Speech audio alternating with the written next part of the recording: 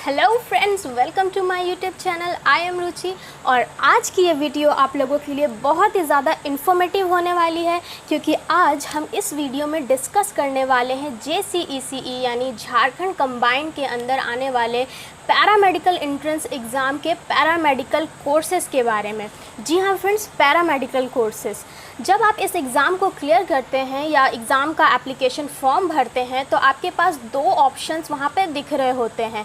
एक तो होता है डिप्लोमा इन पैरामेडिकल और दूसरा होता है डिप्लोमा इन फार्मेसी। तो इस एग्ज़ाम के बारे में अगर आपको डिटेल्ड इन्फॉर्मेशन चाहिए, सिलेबस वगैरह, इसकी मार्किंग सिस्टम क्या होती है, कैसे हम एग्ज़ाम में टॉप कर सकते हैं, तो उसके लिए मैंने एक वीडियो पहले से ही बना रखी है। तो अगर आपने वो वीडियो अभी तक नहीं देखी है तो आप जाके डिस्क्रिप्शन बॉक्स में या ऊपर आई बटन में चेक कर सकते हैं। तो फ्रेंड्स, जैसा कि मैं आपको बता रही थी कि इस एग्ज़ाम में आपको दो तरह के कोर्सेज़ देखने को मिलते हैं। एक तो होता है 2 इयर्स डिप्लोमा इन पैरामेडिकल और एक होता है 3 years diploma in pharmacy. But friends, ये जो पहला ऑप्शन आपको दिख रहा है 2 इयर्स डिप्लोमा इन पैरामेडिकल, इसके अंदर बहुत सारे कोर्सेज होते हैं, मतलब 10-12 कोर्सेज की लिस्ट होती है जिसमें से आपको एक कोर्स सेलेक्ट करना होता है। बट ये लिस्ट आपको अभी कहीं भी प्रोवाइडेड नहीं है, यहाँ तक कि झारखंड कंबाइंड के ऑफिशियल वेबसाइट पर भी ये लिस्ट अभी तक अपडेटेड नहीं है।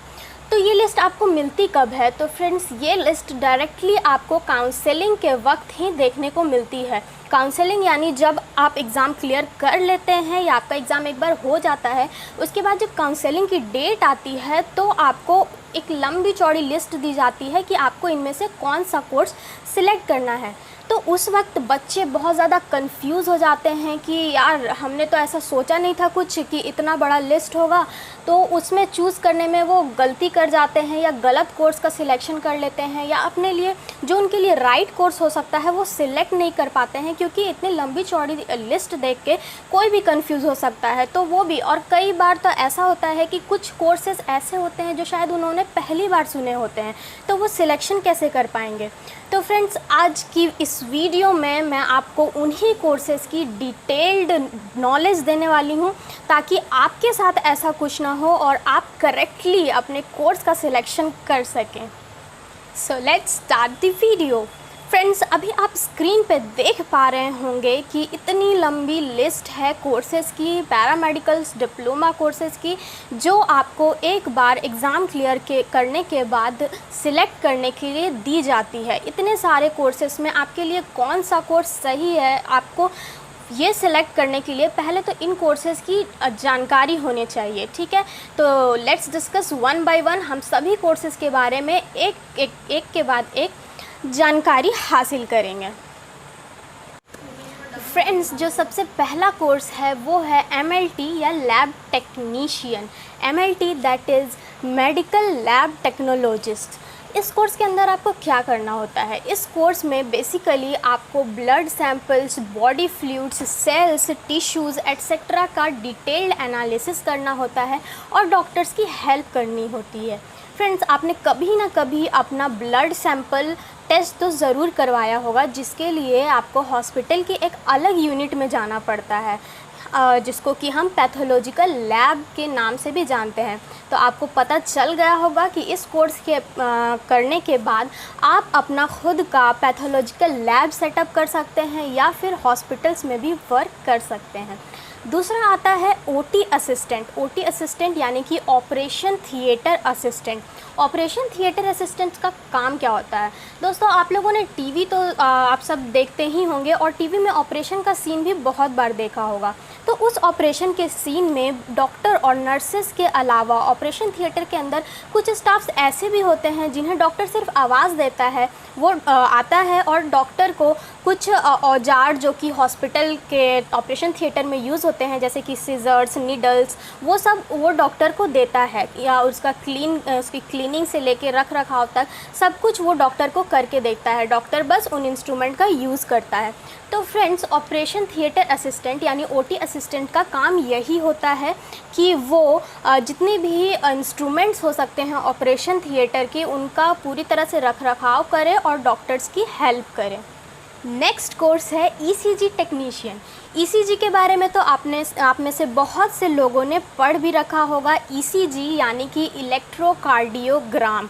इलेक्ट्रोकार्डियोग्राम होता क्या है, तो ये हार्ट की एक्टिविटी की रीडिंग होती है जो हम एक कंप्यूटर स्क्रीन पर देख पाते हैं। तो ये कोर्स बहुत ही इंटरेस्टिंग है क्योंकि इसमें आपको हार्ट रिलेटेड एवरीथिंग के बारे में नॉलेज दी जाती है। आपको हार्ट के बारे में पढ़ना होता है और इस कोर्स को करने के बाद आपको बेसिकली हार्ट पेशेंट्स के साथ डील करना होता है, जिसमें आप हार्ट की रीडिंग लेना सीखते हैं और हार्ट की रीडिंग लेके डॉक्टर्स की हेल्प करते हैं।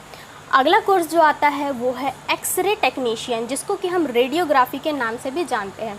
एक्सरे टेक्नीशियन तो आपको नाम से ही पता चल गया होगा और हम जनरल लाइफ में एक्सरेज करवाते भी रहते हैं, जिसमें हमें बॉडी की इनसाइड कटिंग इमेजेस यानी बोन स्ट्रक्चर्स वगैरह देखने को मिलती है।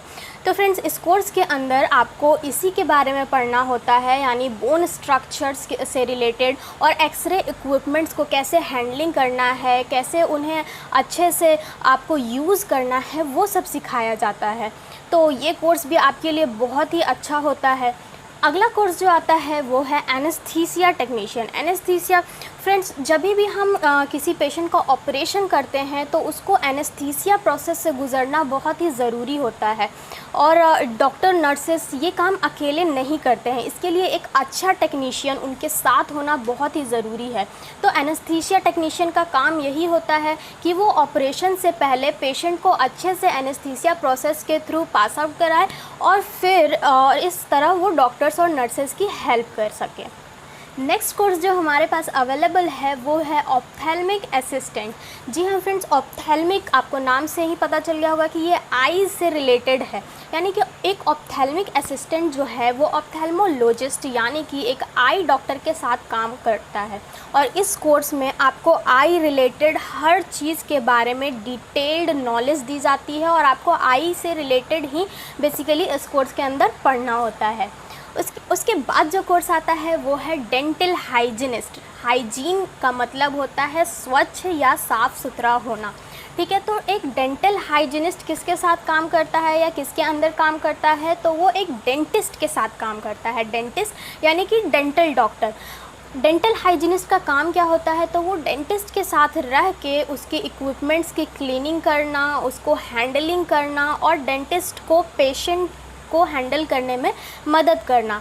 तो इस कोर्स के अंदर आपको जो भी डेंटल का सिलेबस होता है वो ही आपको इसके अंदर पढ़ना होता है, यानी दांतों से रिलेटेड हर चीज़ की नॉलेज आपको इस कोर्स में दी जाती है। उसके बाद आता है कैथ लैब टेक्नीशियन। ये लैब टेक्नीशियन से अलग कोर्स है। कैथ लैब टेक्नीशियन, आपने कैथेटर का नाम सुना होगा। कैथेटर जो कि हार्ट पेशेंट्स में हार्ट ऑपरेशन में यूज़ किया जाता है।